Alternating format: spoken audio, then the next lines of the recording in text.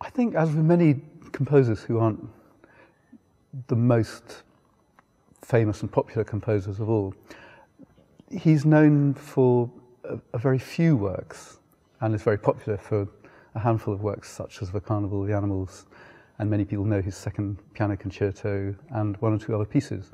But I think very, very little is known about Saint-Saëns beyond that, and he wrote an enormous amount of works which are not very often played. So a Saint-Saëns week gives the opportunity to explore a composer a little bit deeper. But I think when a composer is only known for one or two pieces, there can be a bit of distortion. And we found doing a Fauré week here at King's Place that many people knew Fauré only through the Requiem and were absolutely delighted to discover a composer who offered incredible riches in other areas of repertoire. And I hope people will have the same experience with some of the Saint-Saëns pieces which we are producing. Well, as William says, Saint-Saëns, I think he's remembered for things like Carnival of the Animals and maybe the Organ Symphony. And I think what we're showing here is that he wasn't just a composer. Of course, we're featuring his music, and the piano quartet's a fantastic piece that gets very strong audience response. But the important thing about Saint-Saëns was what he inspired. He was the figurehead at that time, and he brought all these composers together and encouraged them to write chamber music in a sort of French national idiom. And so it's the other composers that we're featuring as well, Schubert, DIndy, Franck, that were in Saint-Saëns' circle in Paris at the time. And there was this incredible flowering of sort of late Romantic French music. So in a way, we have the two sides of Saint-Saëns in this week. There's Saint-Saëns the composer, but also Saint-Saëns the figurehead, and I think they're equally important. Well, the French defeat in the Franco-Prussian War in 1870 was a huge blow to national pride. And it was partly as a result of that a whole group of composers got together in 1871 and formed the Société Nationale de Musique Française.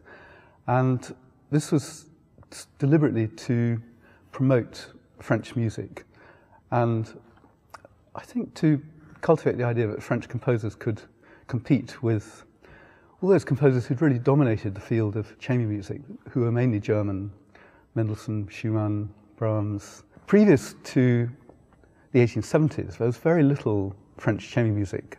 I think in Paris there was a great enthusiasm for light opera.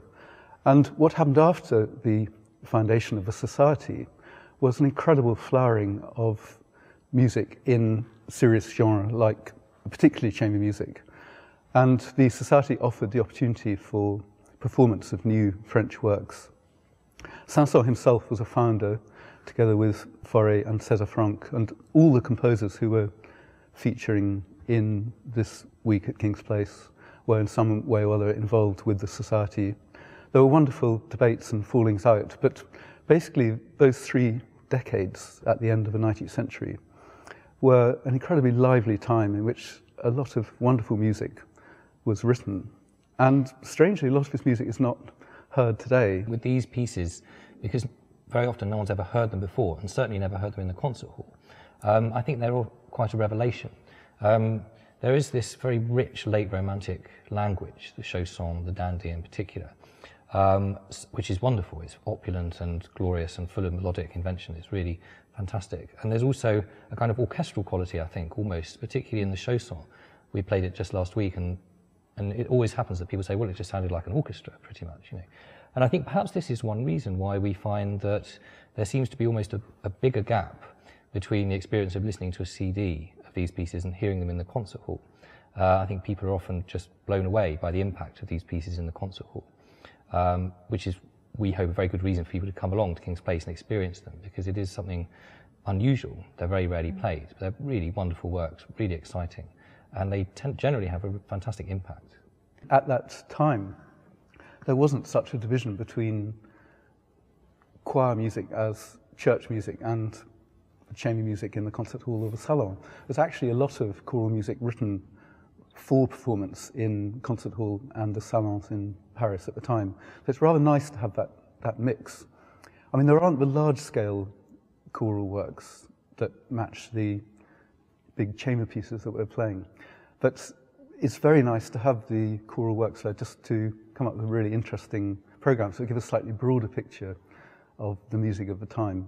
I think also in the salon, The concerts we go to today are usually one group performing one type of music. So obviously we'll do a concert full of piano quartets. And I think in the salon, when you look at the programs, there's a huge variety of different types of music. And we're not exactly completely recreating that, but it's the sense that you don't just have one group in a concert. So in the last concert, there's us and Clare Choir, and we're sort of mixing it around. Some pieces just us, some pieces just the choir, and some together. And so maybe there's something a little bit more salon-esque about that approach.